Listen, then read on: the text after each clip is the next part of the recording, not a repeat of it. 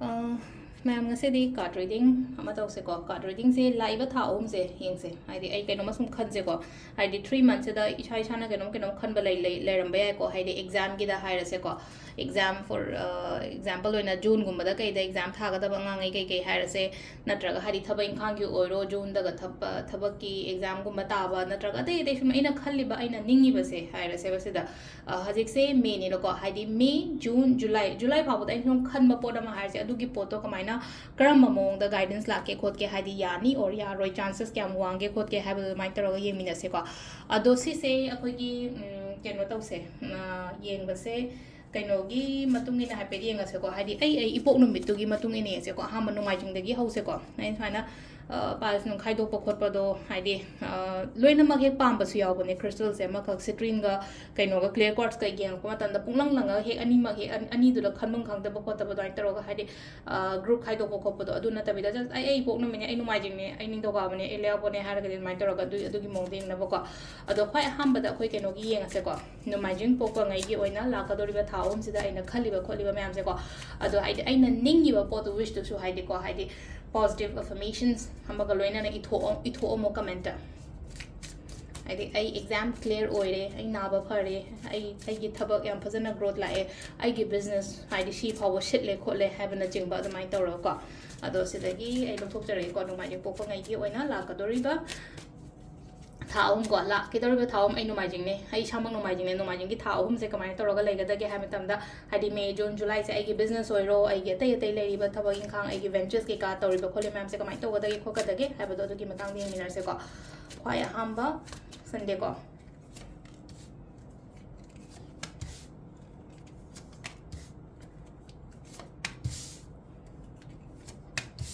selere ko no mai jing gi oina la ka dori ba 3 months karma mong da lege ha ba pe ding se ko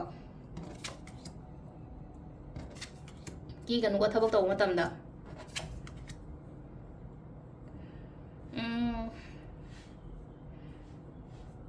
hosik har se ko hosik me tha se har se ba me tha se da ko haidi kaino ma lotion ba khochan ba oina su oi ko haidi thabak loi da ba thabak kum ba le ra ga so haidi lotion ba khot pa ama ma da mai ta ro ga lai ko se ko aduga thabak ama hau bu matam da thabak hau ba keno ma start hobo ko pa mai tor lai ko haidi June gumba se phagani ko June gumba se phagani aduga amana laina ko nahang de se isa se keno ma i hei ning da na adum apha apun torame kholame haina khala se basida haidi reason amana traga amana hai tar ko sigi po se phate di khang ba ko phate khang zum adudagi he keno to bangam da ba tholok bangam da ba wakhan phata ba khan ba hara sine ko haidi negative thought kum ba kai gumba dum khallaga kholaga lai ba ko pe se ai sigi negative thought khali se phate di khallaga so adum khanjan ba khochan ba lai se haidi si katang engon to relate oire ko video se salong mam gi ne ko haidi mai palong no mut ki wai amung mai bodi keno tawre haidi connect tawre ko ado silai se ko no mai jingi oina hai se ko silai se haidi fattaba mayam du dagi tholak pa oina oibado ai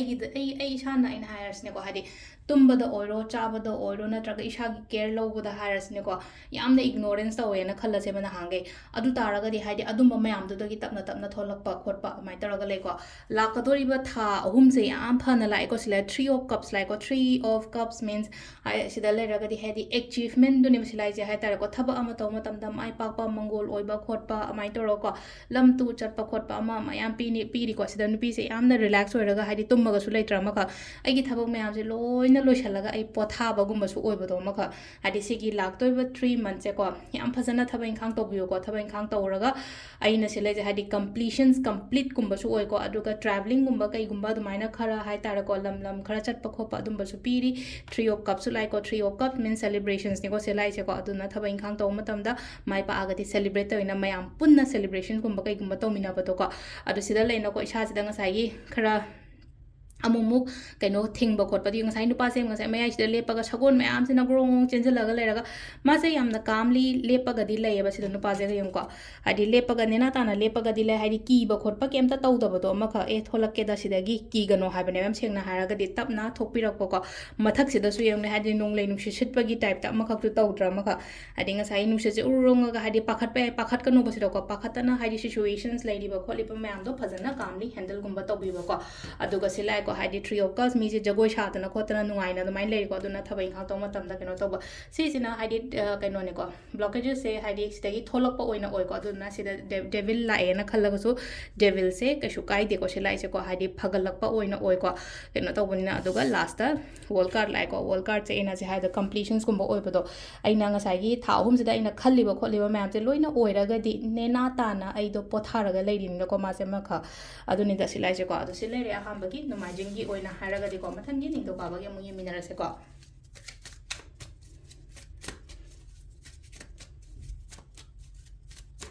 ꯅꯤꯡꯊꯧꯀꯥꯕꯉꯩꯒꯤ ꯂꯥꯛꯀꯗꯧꯔꯤꯕ 3 ꯃꯟꯊꯁꯦ ꯀꯃꯥꯏꯅ ꯇꯧꯒꯦ ꯍꯥꯏꯕꯗꯣ ꯌꯦꯡꯉꯁꯦ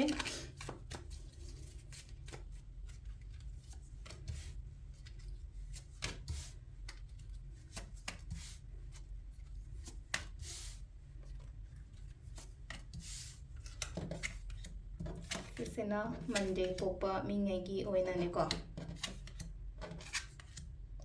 ꯊꯕꯛ ꯏꯪꯈꯥꯡꯁꯦ ꯑꯅꯧꯕꯗꯤ ꯍꯧꯔꯨꯒꯤꯅꯣꯀꯣ ꯍꯥꯟꯅ ꯇꯧꯔꯤꯕ ꯊꯕꯛꯇꯣ ꯐꯖꯅ ꯇꯧꯕꯤꯌꯣ ꯁꯤꯗ ꯍꯥꯟꯅ ꯇꯧꯔꯤꯕ ꯊꯕꯛꯇꯣ ꯐꯖꯅ ꯇꯧ ꯍꯥꯏꯗꯤ ꯈꯤꯇꯪ ꯀꯩꯅꯣ ꯇꯧꯋꯦ ꯈꯣꯠꯂꯦ ꯍꯥꯏꯅꯁꯨ ꯈꯜꯂꯁꯦꯕ ꯈꯪꯕ꯭ꯔꯥ ꯍꯥꯏꯗꯤ ꯑꯩꯅ ꯅꯤꯡꯉꯝꯕꯗꯨꯒ ꯍꯥꯏꯗꯤ ꯑꯣꯏꯊꯣꯔꯛꯏꯁꯤꯒ ꯈꯔ ꯍꯥꯏꯗꯤ ꯃꯥꯟꯅꯗꯦ ꯍꯥꯏꯅ ꯈꯜꯂꯁꯦꯕ ꯈꯪꯕ꯭ꯔꯥ ꯃꯥꯟꯅꯗꯦ ꯍꯥꯏꯅ ꯈꯜꯂꯒꯁꯨ ꯁꯤꯗ ꯂꯥꯛꯏꯁꯦ ꯀꯃꯥꯏꯅ ꯇꯧꯒꯦ ꯍꯥꯏꯕ ꯃꯇꯝꯁꯤꯗ ꯍꯥꯏꯗꯤ ꯑꯩꯉꯣꯟꯗ ꯈꯨꯗꯣꯡꯆꯥꯕ ꯑꯇꯣꯞꯄ ꯑꯗꯨꯝ ꯂꯥꯛꯀꯅꯤꯕ ꯁꯤꯒꯤ ꯄꯣꯠꯁꯤꯗꯀꯣ ꯑꯩꯉꯣꯟꯗ ꯈꯨꯗꯣꯡꯆꯥꯕ ꯑꯇꯣꯞꯄ ꯑꯗꯨꯝ ꯂꯥꯛꯀꯅꯤ ꯍꯥꯏꯗꯤ ꯑꯃꯗ ꯌꯥꯗ꯭ꯔꯦ ꯍꯥꯏꯅ ꯅꯥꯀꯟ ꯑꯃꯗꯒꯤ ꯑꯗꯨꯃꯥꯏꯅ ꯑꯗꯨꯝ ꯂꯥꯛꯄ ꯑꯣꯏꯅ ꯑꯣꯏꯕꯗꯨꯗꯀꯣ ꯑꯗꯣ ꯁꯤꯗꯁꯨ ꯂꯥꯛꯏꯀꯣ ꯍꯥꯏꯗꯤ ꯈ꯭ꯋꯥꯏ ꯑꯍꯥꯟꯕꯗ ꯂꯥꯛꯏꯁꯦ ꯗ ꯁꯟ ꯂꯥꯛꯏꯀꯣ ꯁꯟꯁꯦ ꯄꯣꯖꯤꯇꯤቭ ꯑꯣꯏꯀꯣ ꯑꯩꯈꯣꯏ ꯇꯦꯔꯣ ꯀꯥꯔꯗꯀꯤ ꯑꯣꯏꯅ ꯍꯥꯏꯔꯒꯗꯤ ꯑꯗꯣ ꯁꯛꯁꯦꯁ ꯄꯣꯖꯤꯇꯤꯚꯤꯇꯤ ꯀꯔꯤ ꯀꯔꯥ ꯑꯗꯨꯝꯕ ꯃꯌꯥꯝ ꯑꯃꯁꯨ ꯂꯥꯛꯏꯕ ꯁꯤ ꯂꯥꯛꯏꯁꯦꯀꯣ ꯑꯗꯨꯒ ꯁꯤꯗ ꯑꯃꯅ ꯑꯃꯨꯛ ꯂꯩꯅꯀꯣ ꯁꯤꯗ ꯂꯩꯁꯦ ꯍꯥꯏꯗꯤ ꯀꯨꯏꯅꯒ ꯁ꯭ꯇꯛ ꯇꯧꯔꯒ ꯂꯩꯕ ꯄꯣꯠꯀꯨꯝꯕ ꯂꯩꯔꯒꯁꯨ ꯑꯗꯨꯗꯣ ꯑꯩꯉꯣꯟꯗ ꯂꯥꯛꯄ ꯂꯝꯕꯤꯒꯨꯝꯕ ꯂꯥꯛꯄ ꯈꯣꯠꯄ ꯑꯗꯨꯃꯥꯏꯅ ꯇꯧꯔꯒ ꯂꯥꯛꯄꯗꯣ ꯑꯗꯨ ꯂꯝꯕꯤꯁꯨ ꯂꯝꯕꯤ ꯂꯥꯛꯄ ꯈꯣꯠꯄ ꯍꯥꯏꯁꯦ ꯐꯝꯃꯒ ꯂꯩꯔꯒꯗꯤ ꯌꯥꯔꯣꯏꯀꯣ ꯍꯥꯏꯗꯤ ꯏꯁꯥꯅ ꯈꯇꯪ ꯍꯣꯠꯅꯕ ꯅꯠꯇ꯭ꯔꯒ ꯊꯤꯕ ꯈꯣꯠꯄ ꯑꯃꯁꯨ ꯆꯪꯉꯦꯀꯣ ꯁꯤ ꯂꯥꯛꯏꯁꯦꯀꯣ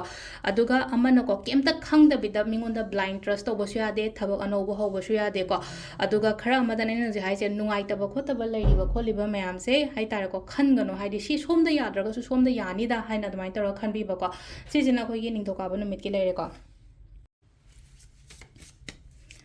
ꯃꯊꯪꯒꯤꯁꯤꯅ ꯑꯩꯈꯣꯏꯒꯤ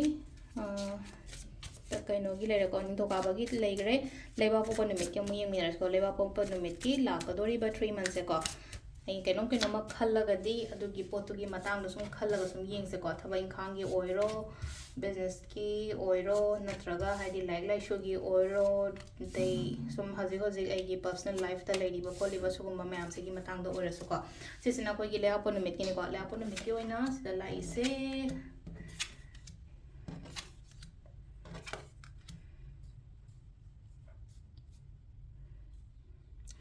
ꯀꯩꯀꯩꯅꯣ ꯇꯧꯒꯦ ꯈꯣꯠꯀꯦ ꯍꯥꯏꯅꯗꯤ ꯌꯥꯝ ꯈꯜꯂꯦꯀꯣ ꯁꯤꯗ ꯂꯩꯁꯦꯀꯣ ꯀꯩꯀꯩꯅꯣ ꯇꯧꯒꯦ ꯈꯣꯠꯀꯦ ꯍꯥꯏꯅ ꯈꯟꯕꯒꯤ ꯑꯥꯔꯊ꯭ꯔꯗꯤ ꯊꯕꯛꯁꯦ ꯑꯃꯈꯛ ꯌꯥꯝꯅ ꯑꯦꯅꯔꯖꯦꯇꯤꯛ ꯑꯣꯏꯅ ꯍꯥꯏꯇꯥꯔꯦꯀꯣ ꯁꯤꯗ ꯂꯩꯁꯦ ꯍꯥꯏꯗꯤ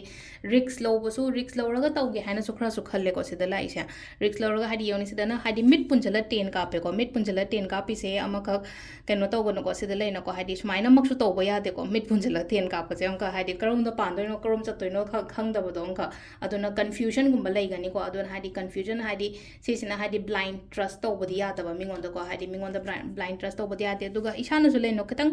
ꯍꯟꯗꯛꯇꯤ ꯍꯦꯛꯇ ꯑꯩ ꯇꯧꯔꯒꯦ ꯌꯦꯡꯉꯒꯦ ꯈꯣꯠꯂꯒꯦ ꯍꯥꯏꯕꯒꯤ ꯑꯗꯨꯃꯥꯏꯅ ꯇꯧꯔꯒ ꯍꯥꯏꯗꯤ ꯆꯤꯡꯁꯤꯗ ꯂꯦꯞꯄꯒ ꯃꯥꯅ ꯍꯥꯏꯗꯤ ꯈꯣꯡꯁꯦ ꯅꯥꯟꯊꯈꯤꯕꯁꯨ ꯌꯥꯏꯅꯣ ꯆꯤꯡꯁꯤꯗꯒꯤ ꯑꯗꯨ ꯁꯤ ꯂꯩꯁꯦꯀꯣ ꯍꯥꯏꯗꯤ ꯔꯤꯛꯁ ꯂꯧꯔꯒ ꯑꯩꯗꯣ ꯌꯥꯝꯅ ꯑꯩ ꯍꯟꯗꯛꯇꯤ ꯉꯝꯃꯅꯤꯗ ꯍꯧꯔꯒꯦꯗ ꯈꯣꯠꯂꯒꯦꯗ ꯍꯥꯏꯕꯒꯤ ꯑꯗꯨꯃꯥꯏꯅ ꯇꯧꯔꯒ ꯑꯃ ꯂꯥꯛꯑꯦꯀോ ꯃꯥꯏꯟꯁꯨ ꯌꯥꯝꯅꯗꯤ ꯀꯥꯝ ꯑꯣꯏꯒꯅꯤꯀꯣ ꯁꯤ ꯂꯥꯏꯁꯦ ꯍꯥꯏꯇꯥꯔꯦꯀꯣ ꯍꯥꯏꯗꯤ ꯂꯥꯏ ꯅꯤꯡꯕ ꯏꯁꯣꯔ ꯊꯥꯖꯕ ꯈꯣꯠꯄ ꯃꯇꯝꯁꯨ ꯑꯣꯏꯅ ꯑꯣꯏꯀꯣ ꯍꯥꯏꯗꯤ ꯃꯦꯅꯤꯐꯦꯁꯇꯦꯁꯟꯁꯀꯨꯝꯕ ꯇꯧꯕ ꯃꯦꯗꯤꯇꯦꯁꯟꯁꯀꯨꯝꯕ ꯇꯧꯕ ꯈꯣꯠꯄ ꯑꯃ ꯁꯤ ꯂꯩꯁꯦꯀꯣ ꯑꯗꯣ ꯃꯌꯥꯝꯗꯒꯤ ꯂꯩꯅꯀꯣ ꯈꯔ ꯀꯠ ꯑꯣꯐ ꯇꯧꯔꯒ ꯇꯣꯉꯥꯟꯅꯁꯨ ꯈꯔꯁꯨ ꯂꯩꯅꯤꯡꯒꯅꯤꯀꯣ ꯏꯁꯥꯁꯦ ꯁꯤ ꯂꯩꯁꯦ ꯉꯥꯏꯕ ꯈꯣꯠꯄ ꯑꯃ ꯑꯗꯨꯃꯥꯏꯅ ꯇꯧꯔꯒꯀꯣ ꯑꯗꯣ ꯁꯤ ꯂꯩꯅꯀꯣ ꯃꯌꯥꯝꯗꯤ ꯀꯩꯅꯣ ꯏꯊꯟꯗꯒꯨꯝꯕ ꯂꯩꯌꯣ ꯈꯔ ꯍꯥꯏꯇꯥꯔꯦꯀꯣ ꯃꯤ ꯃꯌꯥꯝ ꯄꯨꯟꯗꯅ ꯈꯣꯠꯇꯅ ꯂꯩꯅꯀꯣ ꯃꯇꯝ ꯃꯥꯡꯍꯟꯗꯣꯏ ꯁꯔꯨꯛꯄꯨꯗꯤꯀꯣ ꯏꯊꯟꯗ ꯆꯠꯄ ꯈꯣꯠꯄ ꯊꯕꯛ ꯏꯪꯈꯥꯡ ꯍꯥꯏꯔꯁꯤꯅꯦꯀꯣ ꯏꯊꯟꯗ ꯆꯠꯂꯁꯨ ꯀꯩꯁꯨ ꯀꯥꯏꯗꯦꯀꯣ ꯁꯤ ꯂꯥꯏꯁꯦ ꯐꯨꯜ ꯀꯥ ꯂꯥꯛꯄ ꯃꯇꯝꯁꯤꯗ ꯍꯥꯏꯗꯤ ꯊꯕꯛ ꯑꯅꯧꯕꯁꯨ ꯍꯧꯕ ꯈꯣꯠꯄꯕꯨꯗꯤ ꯄꯤꯔꯤꯀꯣ ꯁꯤꯗ ꯑꯩꯅ ꯍꯥꯏꯕꯨꯗꯤ ꯍꯥꯏꯀꯣ ꯁꯤꯗ ꯑꯩ ꯍꯧꯔꯒꯦꯅꯗꯤ ꯈꯜꯂꯦꯕ ꯀꯩꯅꯣꯝꯃ ꯁꯤ ꯂꯩꯅꯀꯣ ꯌꯦꯡꯉꯒꯦꯗ ꯍꯧꯔꯒꯦꯗ ꯈꯣꯠꯂꯒꯦꯗ ꯍꯥꯏꯕꯒꯤꯗꯣ ꯏꯁꯥꯁꯤꯗ ꯑꯦꯅꯔꯖꯤꯁ ꯑꯃꯁꯨ ꯂꯥꯛꯏꯀꯣ ꯁꯤ ꯂꯥꯏꯁꯦ ꯑꯗꯨꯅ ꯍꯥꯏꯗꯤ ꯑꯣꯚꯔꯑꯣꯜ ꯐꯕꯨꯗꯤ ꯐꯩꯀꯣ ꯑꯗꯨꯒ ꯃꯇꯝ ꯃꯥꯡꯍꯟꯒꯅꯨꯀꯣ ꯌꯥꯔꯤꯉꯩ ꯃꯇꯝ ꯃꯥꯡꯍꯟꯒꯅꯨ ꯏꯁꯥꯗ ꯃꯇꯝ ꯄꯤꯌꯣ ꯃꯤꯒ ꯄꯨꯜꯂꯒ ꯈꯣꯠꯂꯒ ꯃꯇꯝ ꯌꯥꯝ ꯃꯥꯡꯍꯟꯗꯣꯏ ꯁꯔꯨꯛꯄꯨꯗꯤꯀꯣ ꯁꯤꯁꯤꯅ ꯑꯩꯈꯣꯏꯒꯤ ꯂꯩꯕꯥꯛꯄꯣꯛꯄ ꯅꯨꯃꯤꯠꯀꯤ ꯑꯣꯏꯅ ꯂꯩꯔꯦꯀꯣ ꯃꯊꯪꯒꯤ ꯌꯨꯝꯖ ꯀꯩꯁꯥꯒꯤ ꯑꯃꯨꯛ ꯌꯦꯡꯃꯤꯟꯅꯔꯁꯦ ꯃꯊꯪꯒꯤꯁꯤꯅ ꯑꯩꯈꯣꯏꯒꯤ ꯌꯨꯝꯖ ꯀꯩꯁꯥ पोपा ngai gi amu yenga se ko hadi la ko dori ba 3 months se kamaina tawgada ge haibado ko amai taro ko siler ko ahamba card se da leire ani shuba card se da leire ahum suba card se da leire mari manga ko sisena Wednesday popa ngai gi oina ne ko Wednesday popa ngai gi oina se da lai se wakan budi nungai gani ko wakan su nungai gani aduka problems dagi chat khiba tholakpa oina oibado adumaina oina oiba sida hakjang gumba nungai ramde khote na hairaga diko haidi ngasai gi adudagi haidi ngasai gi overcome tawraga tholakpa khopa adumba su oi silai se ko yaraga di mapan su khatang thokpa haidi mapan thokpa haidi traveling gumba ngamaga na traveling gumba tobiro atoppa lamda kaida chatpa khotpa mama leina ko sida mana chatli se maka yamna wakhan nungai na hai tare ko ni pisina haidi queen of cups lai se queen of cups se haidi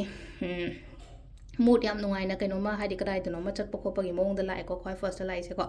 ani shuba sina se leina ko kari karamba khandoino haibagi options khara lakpe ai ko engon da thaba inkhang gi kai gi matang da options khara lai sida ai karam mana phagada ga ne haibe kitang confusions gumba kai gumba khara chatle ko aru sida leino ko hadi phajana khallaga yengaga kholaga tobiba khopiba amai toroga lai ko silai se ko aduga amana sida leina ko tholakpa oina oibodo ko last ki silai se 6 of swords and 6 of swords la matam sida hadi lady situations na traga circumstances so dagi tholakpa ai do dagi tam tholakpa ko pa mai taro lai last na keno lai ko silai se ko completions kumba lai ko silai se ko hadi completions kumba lakpa hai ta loidaba thaba inkhang oirase na tra keno to matam da hai tare ko positive card ni ko dum silai se positive akoi aroi lai ba poche thaba inkhang lotion da ba ko chan da ba leira ga di hadi lotion bangam ba oina oiba do mai taro ga decision hairasne ko decision making da oirase amada hairase wari free ba makari ma lobo ngam ba do isha gi oina ko amai taro ga lai ko sisena akoi gi yumja ga shanu met ke leira ko mathangi sagon sen ge mu yeminarase ma'am mathangi sena sagon sen meni ko sagon sen popangai gi oina lakadori ba 3 months se kamaina toge haibado adu yenga se ko 3 months protections sekere ko cards se ani ahum mari manga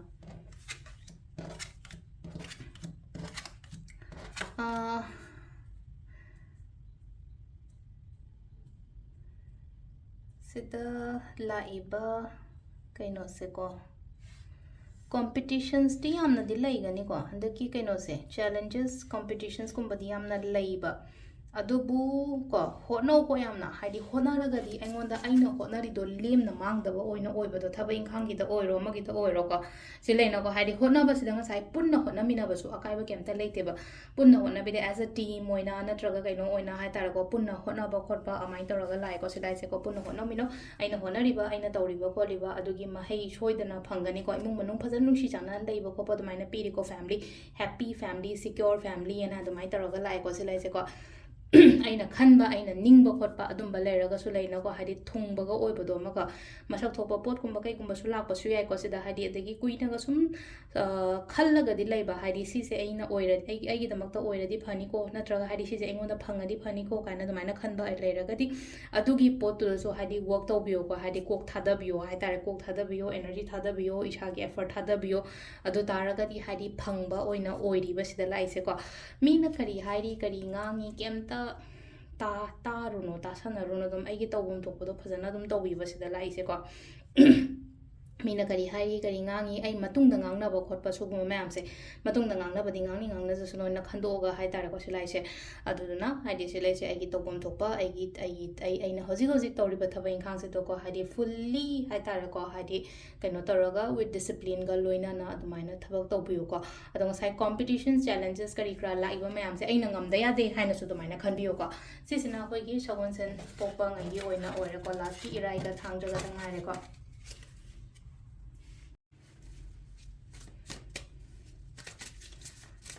mathangi sena irai popa mingi ki ko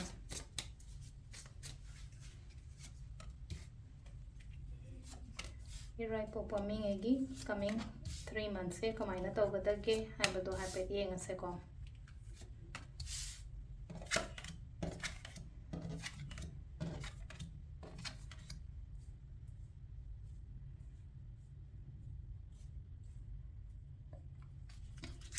ꯀꯩꯀꯩꯅꯣ ꯈꯔ ꯉꯥꯏꯔꯒ ꯂꯩꯔꯤꯀꯣ ꯁꯤ ꯂꯩꯁꯦ ꯍꯥꯏꯗꯤ ꯏꯔꯥꯏ ꯄꯣꯛꯄ ꯃꯤꯉꯩꯒꯤ ꯑꯣꯏꯅ ꯍꯥꯏꯔꯒꯗꯤ ꯀꯩꯀꯩꯅꯣ ꯈꯔ ꯉꯥꯏꯔꯒ ꯂꯩꯔꯤ ꯉꯥꯏ ꯂꯩꯕꯁꯦ ꯑꯩꯁꯦ ꯇꯧꯁꯤꯔꯥ ꯇꯧꯔꯣꯏꯁꯤꯔꯥ ꯍꯥꯏꯅ ꯈꯟꯖꯥꯟꯅꯔꯒ ꯂꯩꯕꯗꯣ ꯑꯃꯈꯛ ꯇꯧꯔꯒꯅ ꯀꯃꯥꯏꯅ ꯇꯧꯕ ꯇꯧꯗ꯭ꯔꯒꯅ ꯀꯃꯥꯏꯅ ꯇꯧꯕ ꯍꯥꯏꯗꯤ ꯈꯜꯂꯒꯗꯪ ꯂꯩꯕꯗꯣ ꯑꯃꯈꯛ ꯁꯤ ꯂꯩꯅꯀꯣ ꯃꯥꯁꯦ ꯃꯊꯟꯗ ꯆꯥ ꯊꯛꯑꯒ ꯐꯝꯃꯒ ꯁꯤ ꯂꯩꯁꯦ ꯀꯩꯅꯣꯝ ꯋꯥꯈꯜ ꯑꯃ ꯈꯜꯂꯒ ꯂꯩꯔꯤꯕ ꯍꯥꯏꯗꯤ ꯁꯤꯁꯦ ꯑꯩꯕꯨ ꯍꯥꯏꯗꯤ ꯑꯗꯨꯝ ꯂꯦꯞꯄꯒ ꯂꯩꯕꯅ ꯐꯗꯣꯔꯤꯕ ꯅꯠꯇ꯭ꯔꯒ ꯆꯪꯁꯤꯟꯕꯅ ꯐꯗꯣꯔꯤꯕ ꯅꯠꯇ꯭ꯔꯒ ꯆꯠꯊꯣꯛꯄꯅ ꯐꯗꯣꯔꯤꯕ ꯀꯃꯥꯏꯅ ꯇꯧꯒꯗꯒꯦ ꯈꯣꯠꯀꯗꯒꯦ ꯍꯥꯏꯕꯗꯣ ꯃꯁꯥꯁꯤꯗꯀꯣ ꯍꯥꯏꯗꯤ ꯈꯟꯐꯝ ꯈꯪꯗꯕꯗꯣ ꯑꯗꯨꯃꯥꯏꯅ ꯇꯧꯔꯒ ꯂꯩꯕꯗꯣꯀꯣ ꯑꯗꯣ ꯁꯤꯗ ꯂꯩꯔꯣꯀꯣ ꯍꯥꯏꯗꯤ ꯁꯤꯗ ꯉꯥꯏꯔꯒ ꯂꯩꯕ ꯈꯣꯠꯄ ꯍꯣꯏ ꯑꯗꯨꯃꯗꯤ ꯑꯗꯨ ꯑꯣꯏꯖꯈ꯭ꯔꯦꯀꯣ ꯑꯗꯣ ꯁꯤ ꯂꯥꯛꯏꯁꯦꯀꯣ ꯏꯁꯥ ꯏꯊꯟꯗꯁꯨ ꯂꯩꯅꯤꯡꯒꯅꯤꯀꯣ ꯍꯥꯏꯗꯤ ꯃꯤ ꯄꯨꯟꯕ ꯈꯣꯠꯄ ꯑꯃ ꯀꯩꯅꯣ ꯇꯧꯅꯕ ꯍꯥꯏꯗꯤ ꯏꯚꯟ ꯐꯦꯃꯤꯂꯤꯗꯒꯤ ꯐꯥꯎꯕ ꯀꯠ ꯑꯣꯐ ꯇꯧꯔꯒ ꯂꯩꯔꯤꯁꯦ ꯑꯃꯈꯛ ꯂꯩꯅ ꯍꯥꯏꯗꯤ ꯐꯦꯃꯤꯂꯤꯁꯤꯅ ꯕ꯭ꯂꯣꯛ ꯇꯧꯔꯒ ꯑꯃꯨꯛ ꯊꯝꯕꯗꯣ ꯑꯃꯈꯛ ꯐꯦꯃꯤꯂꯤꯁꯤꯅ ꯕ꯭ꯂꯣꯛ ꯇꯧꯔꯒ ꯊꯝꯕ ꯍꯥꯏꯕꯗꯤ ꯏꯃꯨꯡ ꯃꯅꯨꯡꯁꯦ ꯍꯥꯏꯗꯤ ꯅꯨꯡꯉꯥꯏꯐꯝ ꯈꯪꯗꯕ ꯈꯇꯪ ꯑꯗꯨꯃꯥꯏꯅ ꯈꯔ ꯂꯥꯛꯑꯦꯀꯣ ꯍꯟꯗꯛꯀꯤ ꯀꯩꯅꯣꯁꯦꯀꯣ ꯃꯇꯝ ꯈꯔꯁꯦꯀꯣ ꯍꯦꯞꯄꯤ ꯐꯦꯃꯤꯂꯤ ꯀꯥꯏꯅ ꯍꯥꯏꯅꯩꯀꯣ ꯁꯤꯗꯅ ꯍꯥꯏꯇꯥꯔꯦ ꯑꯟꯍꯦꯞꯄꯤ ꯐꯦꯃꯤꯂꯤꯒꯨꯝꯕꯩ ꯃꯑꯣꯡꯗ ꯑꯣꯏꯅ ꯂꯥꯛꯑꯦꯕ ꯍꯥꯏꯗꯤ ꯉꯁꯥꯏꯒꯤ ꯏꯃꯨꯡ ꯃꯅꯨꯡ ꯅꯨꯡꯁꯤꯅꯅ ꯆꯥꯟꯅꯅ ꯂꯩꯒꯗꯕ ꯈꯣꯠꯀꯗꯕ ꯍꯥꯏꯇꯥꯔꯦꯀꯣ ꯃꯌꯥꯝꯗꯒꯤ ꯏꯆꯥ ꯑꯣꯏꯔꯣ ꯑꯩꯒꯤ ꯋꯥꯏꯐ ꯍꯁꯕꯦꯟ ꯀꯔꯤ ꯀꯔꯥꯗꯩ ꯈꯔ ꯆꯠꯊꯣꯛꯑ ꯈꯣꯠꯇꯣꯛꯑꯒ ꯂꯩꯕ ꯈꯣꯠꯄ ꯑꯗꯨꯃꯥꯏꯅ ꯇꯧꯔꯒ ꯂꯥꯛꯑꯦꯀꯣ ꯑꯗꯣ ꯁꯤ ꯂꯩꯀꯣ 3 ꯃꯟꯊꯁꯦ ꯍꯥꯏꯇꯥꯔꯦꯀꯣ ꯏꯁꯥꯗ ꯃꯇꯝ ꯄꯤꯌꯣ ꯐꯖꯅ ꯈꯟꯊꯧꯀꯣ ꯑꯗꯨꯒ ꯈꯟꯊꯔꯒ ꯈꯣꯠꯂꯒ ꯊꯕꯛ ꯏꯪꯈꯥꯡ ꯇꯧꯕꯤꯕ ꯁꯤꯗ ꯂꯩꯁꯦꯀꯣ ꯑꯗꯨꯅ ꯍꯥꯏꯗꯤ ꯁꯨꯃꯥꯏꯅ ꯀꯩꯒꯨꯝꯕ ꯍꯥꯏꯇꯥꯔꯦꯀꯣ ꯑꯩꯅ ꯍꯥꯏꯗꯤ ꯃꯌꯥꯝꯗꯒꯤ ꯀꯠ ꯑꯣꯐ ꯇꯧꯔꯒ ꯈꯤꯇꯪ ꯑꯥꯏꯁꯣꯂꯦꯠ ꯑꯣꯏꯔꯒ ꯊꯕꯛ ꯏꯪꯈꯥꯡ ꯇꯧꯕ ꯃꯇꯝꯗ ꯑꯩꯉꯣꯟꯗ ꯀꯥꯟꯅꯒꯅꯤꯀꯣ ꯁꯤꯗꯁꯨ ꯆꯞ ꯃꯥꯟꯅꯅ ꯑꯃꯨꯛꯀ 3 ꯑꯣꯐ ꯄꯦꯟꯇꯤꯀꯜꯁ ꯍꯥꯏꯔꯒ 3 ꯑꯣꯐ ꯄꯦꯟꯇꯤꯀꯜꯁꯦ ꯅꯪꯒꯤ ꯍꯥꯔꯗ ꯋꯥꯔꯛ ꯅꯪꯒꯤ ꯗꯦꯗꯤꯀꯦꯁꯟꯁ ꯅꯪꯅ ꯇꯧꯔꯤꯕ ꯈꯣꯠꯂꯤꯕ ꯃꯌꯥꯝꯗꯨꯒꯤ ꯀꯥꯟꯅꯕꯗꯤ ꯑꯗꯨꯝ ꯂꯥꯛꯀꯅꯤ ꯍꯥꯏꯕꯅꯦ ꯃꯇꯝ ꯈꯤꯇꯪ ꯂꯧꯕꯗꯤ ꯌꯥꯏ ꯑꯗꯨꯒ ꯀꯥꯟꯅꯕꯗꯤ ꯑꯗꯨꯝ ꯂꯥꯛꯀꯅꯤꯀꯣ ꯁꯤꯗ ꯊꯕꯛ ꯏꯪꯈꯥꯡꯒꯤ ꯀꯩꯒꯤ ꯑꯣꯏꯅ ꯍꯥꯏꯔꯒꯗꯤꯀꯣ ꯑꯗꯨꯒ ꯑꯃꯅ ꯁꯤꯗ ꯂꯩꯁꯦ ꯍꯥꯏꯗꯤ ꯃꯊꯟꯗ ꯑꯣꯏꯅ ꯐꯝꯃꯒ ꯑꯣꯏꯅꯁꯨ ꯂꯩꯔꯦꯀꯣ ꯈꯔ ꯍꯟꯗꯛꯀꯤ ꯂꯥꯛꯀꯗꯧꯔꯤꯕ ꯀꯩꯅꯣꯁꯦ ꯀꯩꯁꯨ ꯀꯥꯏꯗꯦ ꯍꯥꯏꯗꯤ ꯏꯁꯥꯗ ꯃꯇꯝ ꯄꯤꯕꯁꯨꯀꯣ ꯑꯗꯣ ꯁꯤꯁꯤꯅ ꯑꯩꯈꯣꯏꯒꯤ ꯏꯔꯥꯏ ꯅꯨꯃꯤꯠꯀꯤ ꯂꯩꯔꯦꯀꯣ ꯂꯥꯁꯀꯤ ꯊꯥꯡꯖꯒꯤ ꯑꯃꯨꯛ ꯌꯦꯡꯃꯤꯟꯅꯔꯁꯦꯀꯣ ꯂꯥꯁꯀꯤ ꯊꯥꯡꯖꯒꯤ ꯑꯃꯨꯛ ꯌꯦꯡꯃꯤꯟꯅꯔꯁꯦꯀꯣ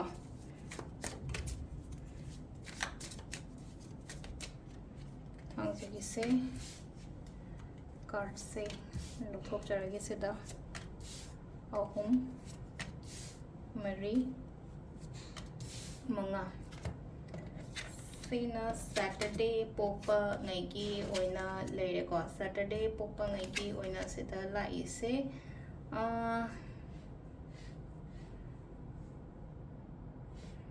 ꯃꯤ ꯄꯨꯟꯕ ꯈꯣꯠꯄꯗꯤ ꯈꯔꯗꯤ ꯂꯩꯀꯣ ꯁꯤꯗ ꯍꯥꯏꯗꯤ ꯃꯤ ꯄꯨꯟꯕ ꯅꯨꯡꯉꯥꯏꯕ ꯈꯣꯠꯄ ꯑꯗꯨꯝꯕꯗꯤ ꯈꯔꯗꯤ ꯄꯤꯔꯤ ꯆꯦꯛꯁꯨ ꯆꯦꯛꯁꯜꯂꯣ ꯂꯥꯛꯀꯗꯧꯔꯤꯕ ꯊꯥ 3ꯁꯦꯀꯣ ꯍꯥꯏꯗꯤ ꯆꯦꯛꯁꯟꯕ ꯈꯣꯠꯆꯟꯕ ꯃꯤ ꯇꯤꯟꯅꯕꯗ ꯑꯣꯏꯔꯣ ꯑꯃꯗ ꯑꯣꯏꯔꯣꯀꯣ ꯍꯥꯏꯗꯤ ꯁꯤꯗ ꯂꯩꯔꯤꯁꯦ ꯍꯥꯏꯗꯤ ꯑꯩꯅꯗꯤ ꯌꯥꯝ ꯐꯅꯗꯤ ꯈꯜꯂꯒ ꯈꯤꯇꯪ ꯂꯩꯅꯀꯣ ꯍꯥꯏꯗꯤ ꯅꯦꯒꯦꯇꯤቭ ꯑꯥꯎꯠꯀꯝꯒꯨꯝꯕ ꯀꯩꯒꯨꯝꯕ ꯑꯗꯨꯃꯥꯏꯅꯈꯔ ꯂꯥꯛꯄ ꯈꯣꯠꯄ ꯑꯗꯨꯃꯥꯏꯅ ꯈꯔ ꯄꯤꯔꯤꯀꯣ ꯑꯗꯨꯗꯨꯅ ꯍꯥꯏꯗꯤ ꯑꯩꯅ ꯍꯥꯟꯅ ꯆꯦꯛꯁꯜꯂꯒꯗꯤ ꯍꯥꯏꯗꯤ ꯄ꯭ꯔꯤꯀꯣꯁꯟꯁ ꯂꯧꯍꯧꯔꯒꯗꯤ ꯄꯣꯠꯇꯣ ꯀꯩꯅꯣ ꯇꯧꯅ ꯂꯥꯛꯇꯦꯅꯀꯣ ꯅꯦꯒꯦꯇꯤቭ ꯑꯥꯎꯠꯀꯝ ꯂꯥꯛꯇꯦꯗꯅꯀꯣ ꯈꯤꯇꯪ ꯄ꯭ꯔꯤꯀꯣꯁꯟꯁ ꯂꯧꯕ ꯈꯣꯠꯄ ꯑꯃ ꯗꯔꯀꯥꯔ ꯑꯣꯏꯀꯣ ꯑꯗꯨꯒ ꯑꯃꯅ ꯁꯤꯗ ꯂꯩꯅꯀꯣ ꯍꯥꯏꯗꯤ ꯀꯤꯒꯅꯨ ꯁꯤꯗꯁꯨ ꯂꯩꯅꯀꯣ ꯑꯀꯤꯕ ꯈꯣꯠꯄ ꯑꯗꯨꯝꯕ ꯃꯌꯥꯝꯗꯣ ꯊꯥꯗꯣꯛꯑꯣꯀꯣ ꯁꯤꯗ ꯆꯠꯄ ꯈꯣꯠꯄ ꯂꯝ ꯆꯠꯄ ꯈꯣꯠꯄ ꯈꯤꯇꯪ ꯑꯕꯣꯏꯗ ꯇꯧꯀꯣ ꯍꯟꯗꯛꯀꯤ ꯊꯥ 2-3ꯁꯦꯀꯣ ꯍꯥꯏꯗꯤ ꯆꯠꯊꯣꯛꯄ ꯈꯣꯠꯇꯣꯛꯄ ꯌꯨꯝꯗꯩ ꯀꯩ ꯆꯠꯄ ꯈꯣꯠꯄ ꯑꯃ ꯁꯤꯒꯨꯝꯕ ꯃꯌꯥꯝꯁꯦꯀꯣ ꯑꯗꯨꯒ ꯑꯃꯅ ꯁꯤꯗ ꯂꯩꯅꯀꯣ ꯍꯥꯏꯗꯤ ꯄꯥꯔꯠ ꯈꯔꯗ ꯍꯥꯏꯗꯤ खितंग वाखनसे नत्रगा हाइदि कइनो खरा पेंदब खरा लेको अदुना पेंदब हाइदि अइना खलंबगा अइना निंगिदुगा हाइदि मानरक्तब कइनो तोरक्तबदुना मतुंग इलगा को अदुना सि लेनो को हाइदि यारोइद्रा अदुम खनबदो कइनो तो मतमदा सइसे ओइरोइद्राने अइसे तो कइनो तोरदाना खनबा यादे को सिदा अइंगोंदा खुदोंग चाबगुंबा कइगुंबा दुम अतोपा लाकनि को अमा नत्रगा अमा अदुना हाइदि अदुगी थॉट्स सु यारिङै कोक्तगी लौथोकपियो को 3 of cups like 3 of cups means hai tare sidadi celebrations na achievement kari kra adumba mayam do neba kaino mai nong nong na hobo khopa adum kharma su lai kosta aduga sida lai na ko hadi yam ka hena su pothara ga su lai ganu ko silai je nu pi je hippa ga khola ga lai se ko adu yam ka hena pothara ga lai bo khopa su yade aduga section ba mayam darkar ro chat pa khot pa ma ina je hai traveling gumba kai gumba taw ga da le di katanga avoid ignore gumba kai gumba mai taw wi ba adu se le lai ba 3 months ki protections ko ma'am thank you